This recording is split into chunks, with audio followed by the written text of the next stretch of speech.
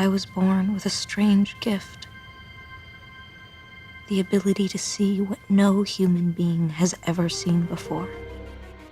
Beyond Two Souls is a deeply flawed epic that occasionally brushes up against brilliance. I have a veritable laundry list of complaints about the game, but I still walked away with a positive impression.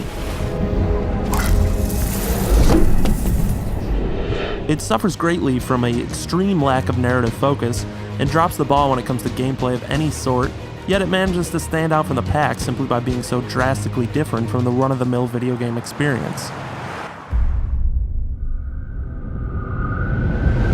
Writer-director David Cage has proven himself previously with the astoundingly brilliant Heavy Rain.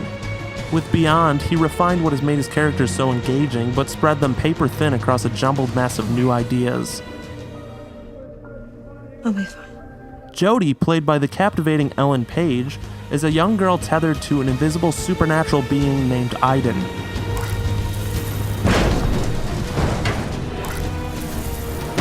Jodie can channel into Aiden for brief periods and use him to remotely view things from afar, knock things around, or even possess and murder human beings.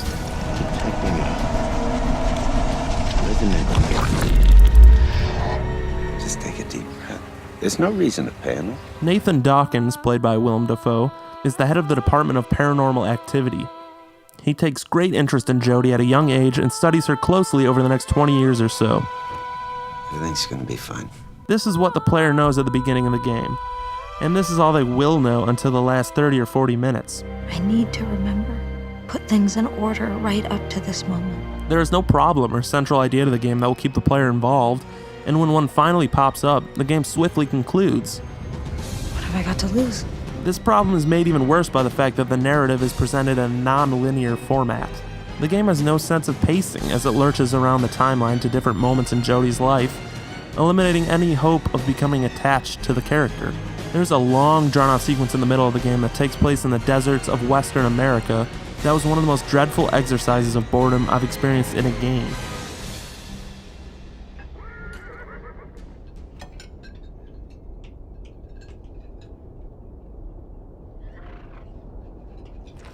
There is something that keeps this game from sinking to abysmal levels, though, and that is the stellar performances given by the actors. Get back to them immediately, you hear me? You've got to stop them!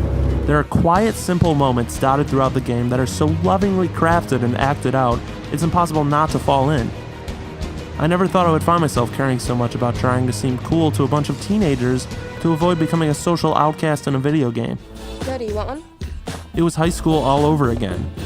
Yeah, cool, sure. Moments like these stood out to me. When the characters are given breathing room to develop, the game becomes masterful. If you have played Heavy Rain, the mechanics are essentially the same here. You press buttons when prompted to say or do certain things and see how they turn out. The major differences arise when controlling Aiden, which I found to be a complete chore. He has 3 basic uses that are randomly limited without any reasoning. You can possess some guards, but not others, with no explanation as to why.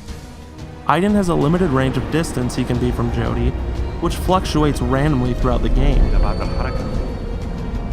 Cage attempts to inject some freedom into his typically story-focused games with Aiden, but I wish he had stuck to what he was good at. There are a couple of sequences where you're sneaking around as Jodie and can use Aiden to distract or eliminate guards. Those sequences too are extremely limited, and I was excited for the game to open up and take the restraints off further down the line, but that moment never came. Aiden's abilities could have been a very interesting mechanic for action sequences if only the game had opened up and let the player experiment. Another point in Beyond's favor is how visually stunning it is. Graphically, it may be the strongest that PlayStation has to offer, and watching digital Willem Dafoe act his heart out is a real treat for the eyes in every instance. Overall, my experience with Beyond can be summed up thusly. While perusing the aisles of the in-game supermarket, you will come across a bag of potatoes chips. It's nice that they included such minute detail, but if only they had bothered to spell it correctly.